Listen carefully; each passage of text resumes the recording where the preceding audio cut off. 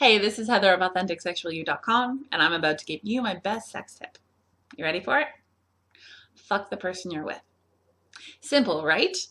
Yet so many of us actually mess this up when we're in the moment. So let me break it down a minute for you. So often when we're in bed with someone new, we're bringing the ghosts of relationships past with us. And sometimes that's not a bad thing. Our other lovers have taught us things, maybe new techniques, maybe new skills, maybe new ways of communicating, or like themes we like to bring into the bedroom with us. That's all completely normal. That's all completely fine. Where we get into trouble and where we get tripped up is when we focus more on lovers past and forget the actual person who's actually in bed with us right now. So sometimes we're doing something, we're trying a technique, and it's not having the anticipated response, right? It's not working the way we thought it would. So people often try two techniques here. They keep going, right? Instead of just kind of stopping, taking a break and saying, hey, I feel like this isn't working for you so well. Is there something else we can do? Should I move to the left? Should I move to the right? Softer, harder? How can I actually please you here? They just keep going and they just keep being, you know what, it worked for everyone else. It's gonna work eventually for this person. Or number two, they kind of stop and admit defeat and say, you know, this always worked for my last partner.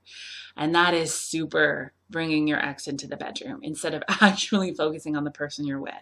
And that's really harmful to your relationship for three different reasons. Number one, it shuts down the conversation. You're coming out of the gate defensive, right? It's not me, it's you. And especially when you're naked and vulnerable and kind of like with another person, it's really hard to quickly bounce into that conversation where you say like, no, okay, there's this, we can do these things. And it leads directly into problem number two, shame for the other person, because what you're communicating when you're saying this worked for everyone else, why isn't it working for you, is there's something wrong with them. There's something about their body that isn't working. And that's simply not true. Bodies work different ways. People feel pleasure in different places. They respond to pleasure differently. That person might actually be having a super fantastic time in their head and not be a very verbally expressive person in bed. So it might be working and it's just not getting the reaction you wanted.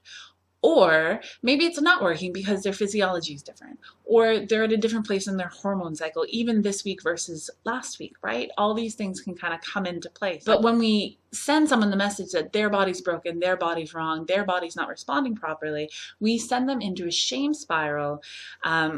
And it's, again, super hard to recover from that and have the conversation that will actually fix the problem, which is people not experiencing pleasure the way that you thought it would.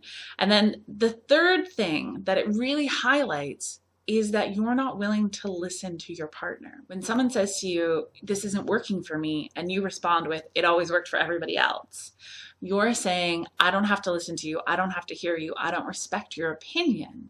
And that is a super problem for your relationship, because outside of the bedroom, if you don't want to listen to your partner, if you don't respect their opinion, if you're not willing to hear what you're saying, you're never going to get anywhere in your relationship. It's going to crash and burn pretty quickly. So when I say fuck the person you're with, I mean be present, be focused, be connected, be willing to have the conversations about what actually feels good for your person, what actually feels pleasurable for your person, and what techniques you need to use with them and their body and where they're at today. And don't just rely too heavily on all your past sexual experiences, because those are great blueprints, but now that you're actually on the ground doing the construction, sometimes all the maps have to go out the window and you have to work for something new. So that's my best sex tip. Feel free to leave yours below in the comments. I think you should keep it relatively PG because this is YouTube. But as always, like, share, and subscribe, and I'll talk to you next week.